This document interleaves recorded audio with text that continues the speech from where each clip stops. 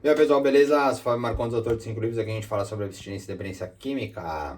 Hoje eu quero falar com vocês sobre o medo ser apenas a ausência do conhecimento. Não é uma máxima, obviamente, seria muito superficial isso. Mas eu vou trazer a ideia e cruzar com o aspecto do vício, tá? Mas antes te convido para se inscrever no canal, caso não tenha inscrito ainda. E, mano, eu fui uma criança muito medrosa, né? E o medo é que o medo ele é muito amplo, né? Tem muitas coisas sobre o medo. Não daria para deixar tão simples assim. Mas a gente pode entender, pelo menos nessa ideia aqui, que o medo, ele nada mais é do que a ausência do conhecimento. Então eu vou fazer algumas associações com um entendimento que parte de criança, tá?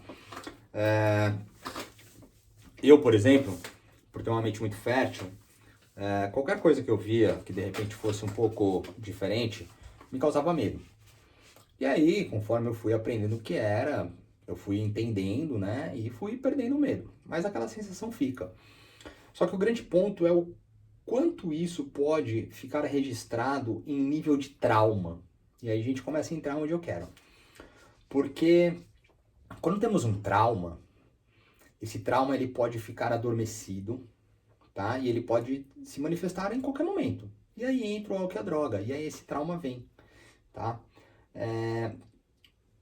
O medo, eu já fiz uma relação, eu já fiz um vídeo sobre isso, né?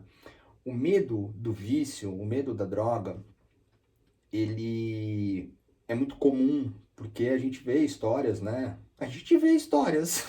Eu sou a própria história. Tô falando igual como se eu estivesse apresentando alguma coisa. Nós vemos histórias, né, das pessoas com vício. A minha própria, né? A sua, de vocês, a nossa. Tudo cagado, fudido com essa merda. Mas vivendo bem, né? A gente tá aqui bem agora, né? Ou tentando ficar bem, mano. Ou falando pra galera não usar também. Também tem isso, né, mano? Não usa, molecada. Mas beleza. Ah, eu tenho medo de recair. Mano, hoje eu não tenho medo de recair. Hoje eu tenho um respeito à recaída. Eu transformei o medo através do conhecimento, porque agora eu tenho conhecimento que a droga é mais forte que eu, que o vício é mais forte do que eu, que são muitas verdades, é tudo muito mais profundo. E eu sei, velho, eu sei que a droga é mais forte do que eu sei que o vício é mais forte do que eu. Então eu não tenho mais medo, eu tenho respeito, porque eu tenho conhecimento. É isso que eu quero deixar para vocês, tá? Não entra no aspecto de trauma, mas um trauma, por exemplo, uma história antiga assim que acontece bastante, vai. Tipo, o pai era alcoólatra, ou o vô era viciado em jogo. Aí a pessoa cresce com aquilo, com medo, porque viu o pai destruir a família, viu o vô acabar com todos os bens. Ela tem medo. Beleza, é um trauma.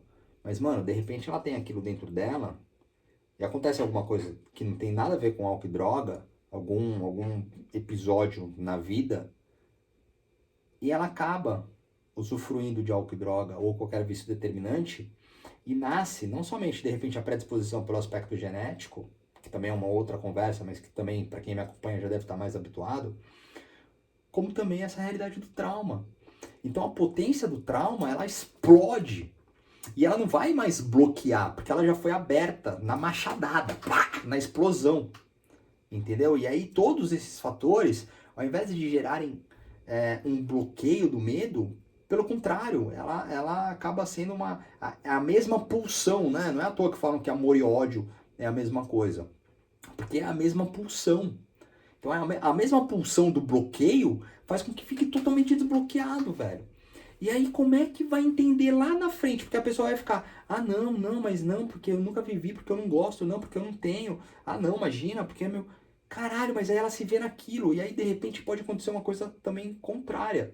Tipo, puta, fudeu, comecei. E aí, mano, entra naquele desespero de uso. Então, cara, é uma trama muito mais complexa. E o medo, ele tem um fator positivo, mas o medo a gente sempre perde, né? Em algum momento aparece a coragem. E isso é perigoso, porque se aparece a coragem ela pode vir entorpecido ou por qualquer outra coisa, mas o medo ele tá lá porque não se tem conhecimento sobre a causa, os agentes ou as histórias. Mas o medo é muito mais amplo, né? Eu tô falando aqui com vocês, eu tô vendo que não dá pra simplificar tanto. Porque, cara, quem não tem medo de perder alguém querido? E não há conhecimento sobre esse medo. Vai entender o fluxo da vida? Sim, há entendimento, mas assim ainda há medo. Não tem como colocar respeito nisso. Tudo bem, eu respeito o fluxo da vida, mas eu tenho medo. É medo. O medo também é genuíno. O medo também faz parte da nossa psique e muito mais. Então não tem como separar. Aí que eu falo, cara, os assuntos de saúde mental, eles nunca são simples e separados. Eles sempre estão ligados com muito mais coisa. Mas pelo menos pra gente deixar essa ideia compartilhada e que funcione para alguma coisa, vamos entender a necessidade do medo para nós adictos, né, tratando do vício, como quanto mais conhecimento tivermos de toda a natureza do vício e de nós mesmos, talvez a gente possa transformar esse medo em respeito, tá? E enquanto não ser transformado em respeito, que seja então um medo bloqueativo, né, de uso, por exemplo, mas que possamos então mergulhar então, em possíveis origens de traumas, ou alguma coisa que aconteceu do nada e se transformou num trauma, que o medo, em algum momento, ele pode ser quebrado por algum tipo de coragem, tá? Mas dentro da nossa linguagem, para pelo menos não fugir muito, vamos tentar entender que o medo é a ausência do conhecimento, não absoluto, porque nós vimos agora um caso onde o medo é totalmente genuíno, mas que conforme vamos descobrindo mais coisas dentro daquilo que determinamos como medo, o conhecimento pode transformar aquilo de repente em respeito, aceitação, que também é uma coisa um pouco mais difícil, mais complexa. A aceitação é uma palavra muito complexa, muito profunda. Mas eu acho que isso pode ajudar em algum momento. Pode ajudar porque eu já conversei com algumas pessoas e eu estava passando por algumas relações, senão eu não teria colocado esse tópico aqui.